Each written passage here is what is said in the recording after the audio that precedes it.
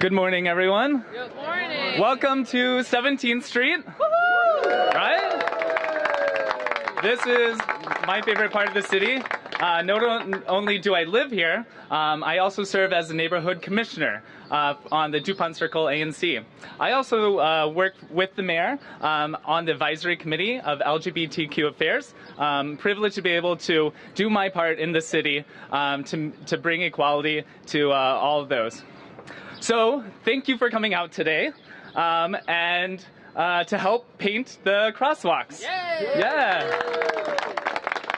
So DuPont Circle and 17th Street has been the historic epicenter of the queer community in Washington, D.C. for decades. And we're paying tribute to all the thousands, millions of people have worked tirelessly to bring protections to the LGBT community. And so this is paying tribute to them, but it also serves as a reminder that we have to do more.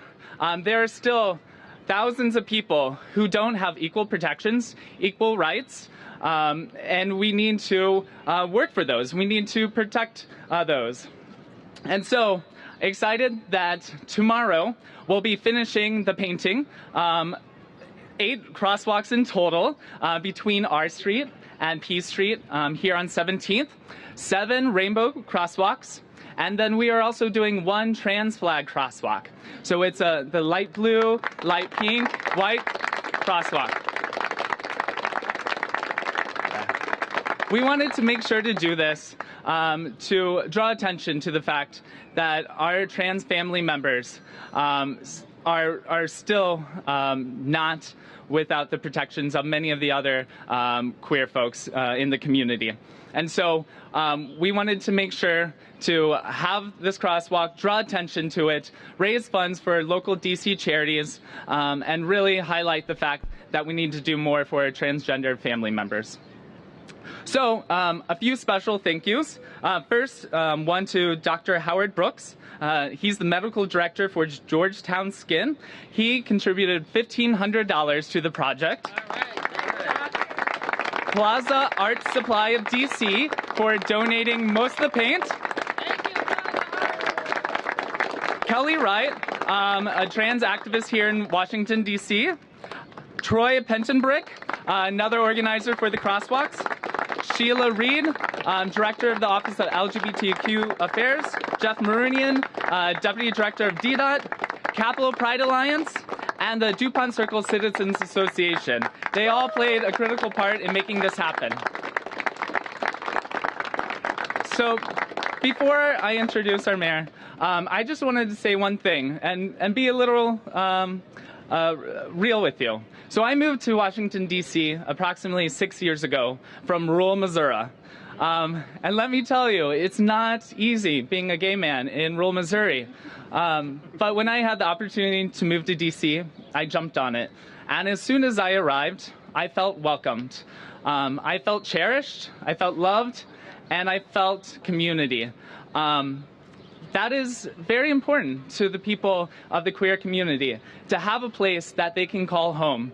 And so, you know, as a neighborhood commissioner, as someone who supports the mayor and works for the mayor, I want to make sure to do my part to continue to make DC a wonderful place to live for all the queer family members. And so with that, I want to pass it over to Mayor Bowser. Thank you, Randy.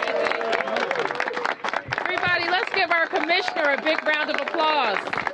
What a wonderful introduction, and what a wonderful grassroots community initiative that is going to continue to let everyone know that DC is the most inclusive city in the world. We couldn't be more proud of what we stand for in Washington, D.C., and to help kick off the celebration of Capitol Pride in Washington, D.C. So once again, thank you, Randy. And Sheila Alexander-Reid, who leads the Mayor's Office of LGBTQ Affairs, Jeff Marunian, the Deputy Director for DDOT. I'm also joined by Tommy Wells in the Department of Energy and the Environment is going to be a huge part of this project. And also, I know Jim's not here from Anacostia Watershed, but who is here? What's her name? Ariel from the Anacostia Watershed Society, and Dave from JR's Bar. Let's hear it for JR's Bar.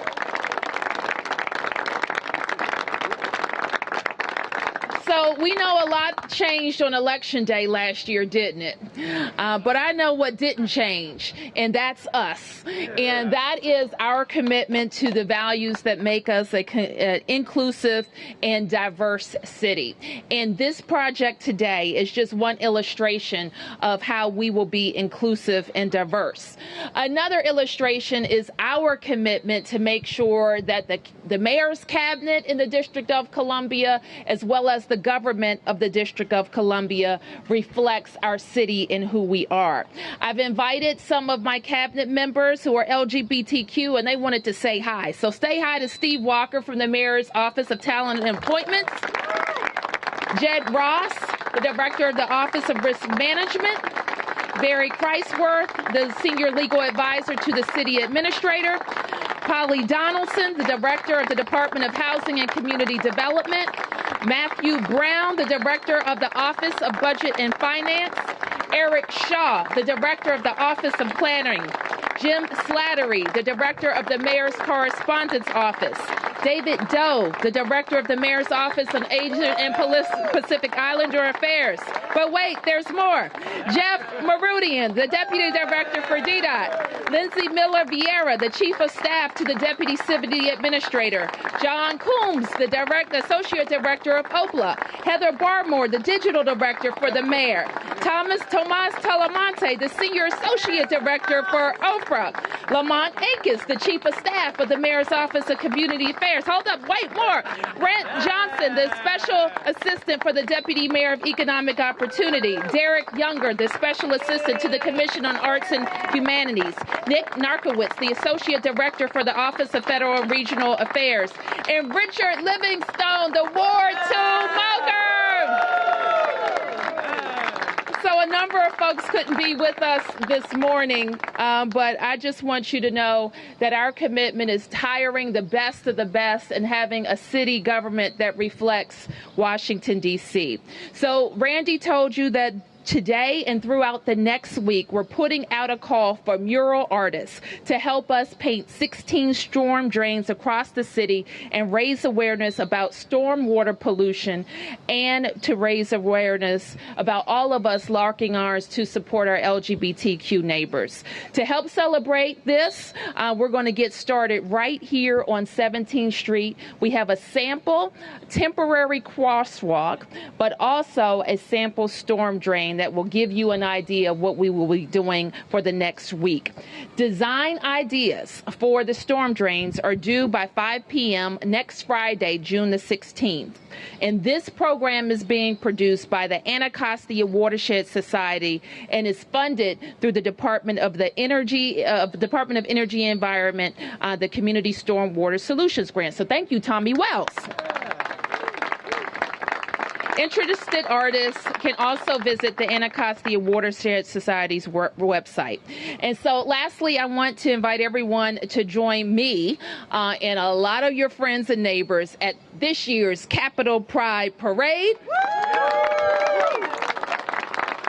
The parade begins at 4:30 p.m. near 22nd and P Streets Northwest in DuPont Circle. And this year, there's also going to be a March for Equality on Sunday. So find out more about the March for Equality and rally on Sunday, because we want to send the strong message that we value and protect D.C. values in Washington, D.C. I also want to make you know that we are prepared for this year's festivities, and I know there is significant concern about an incident that happened in our city last night where 2 of our police officers were injured, as well as one of our DDOT traffic enforcement personnel. So I'm going to ask Peter Newsham, the Chief of Police, to come up to give you the latest on that, and then we'll take questions about Pride, about crosswalks, and about public safety. Well, good morning, everyone. Good morning. Yep, I really don't. It's unfortunate I have to speak about this event when we're at such a wonderful event here today. And it would be irresponsible of me if I didn't say that I completely understand that police officers across our country do not treat our LGBT community the way that they should be treated. But that's not here. That's not Washington, D.C. The mayor and I are committed to you for having a police office that accepts inclusivity. And that's my goal as the chief of police here in Washington, D.C.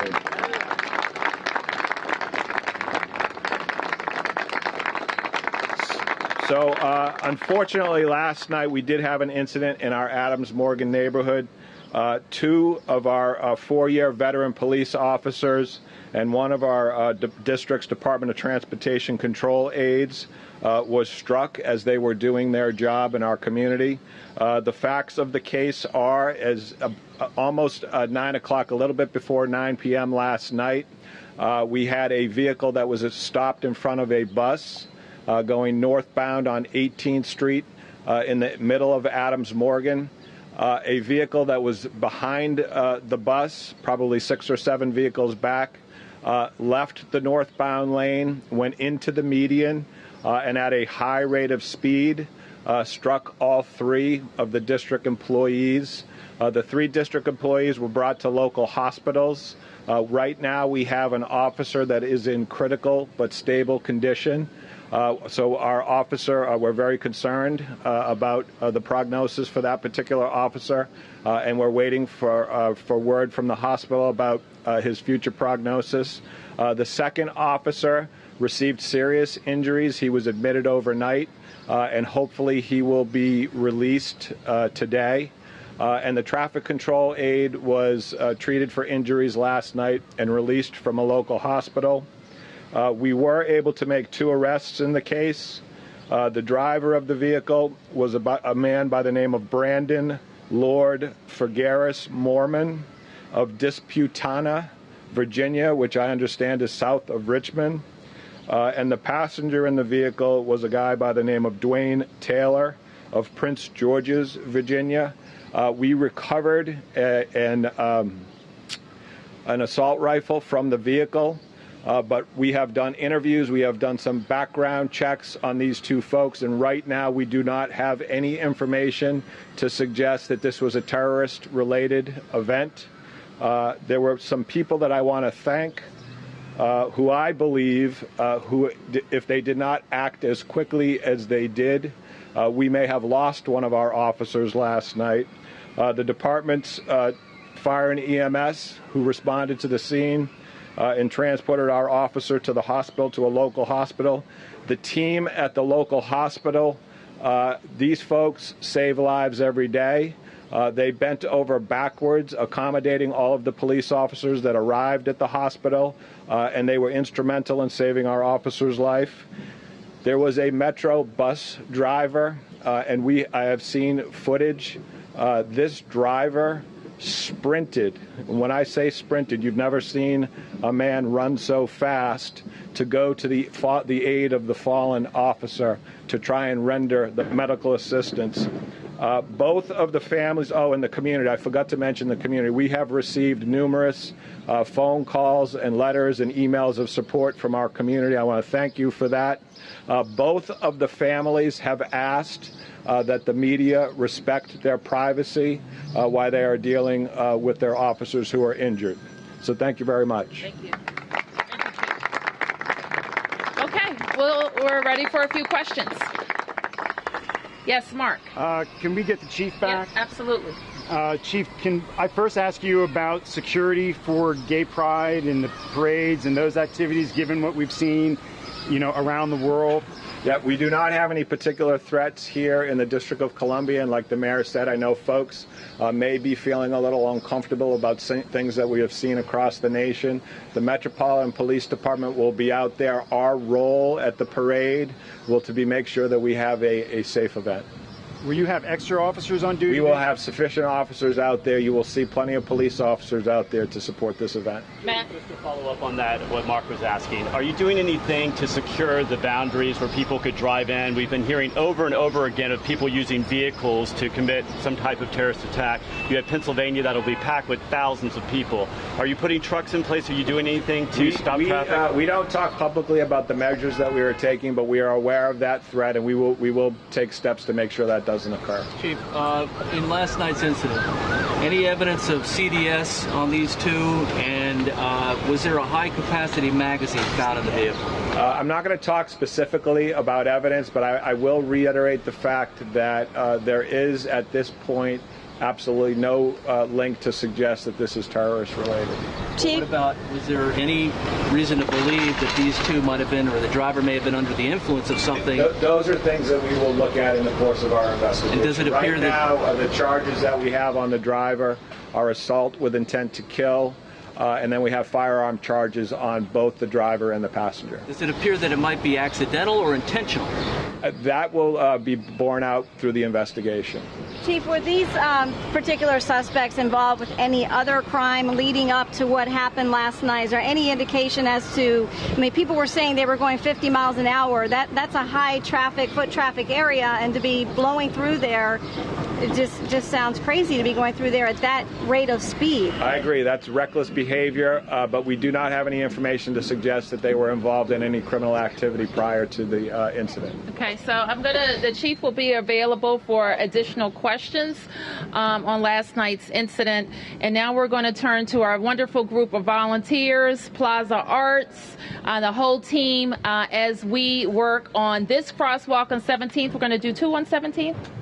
We're doing 8. We're doing 8 on 17th and 16 storm drains around the city. Thank you, everybody. Happy Capitol Pride.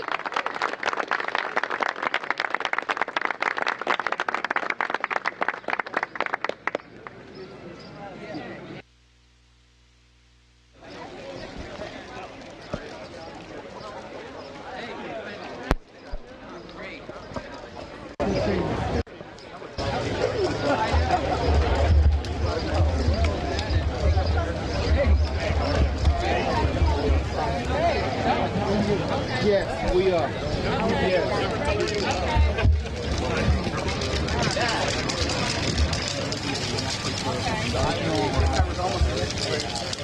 You see me?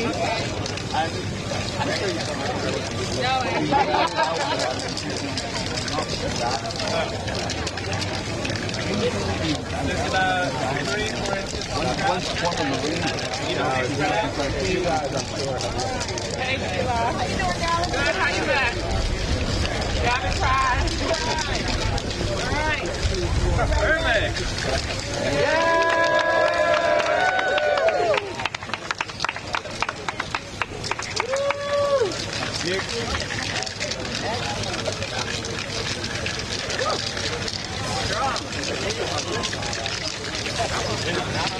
I know.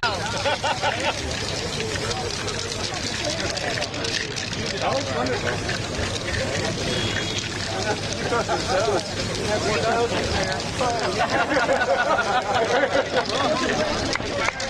Okay. That looks wonderful. There you go. Running for a reveal here.